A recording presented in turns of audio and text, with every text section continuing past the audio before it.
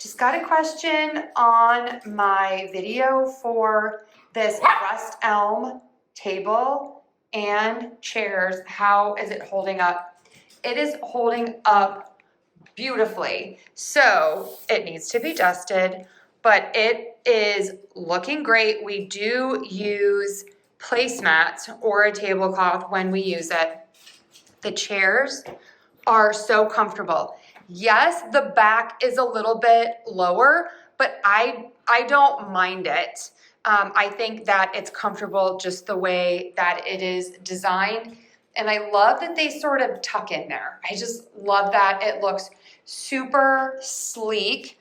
Again, you can see we do puzzles and I have that all there.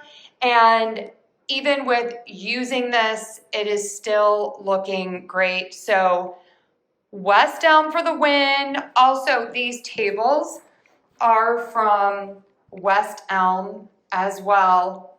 These are like 14 years old. These were in our bedroom and then we got something different. The marble is still looking great. The drawers are great. And it is just such a beautiful piece. So if you are looking to invest in some furniture that is going to really stand the test of time with a family and when you're really living in and loving your home, these are great.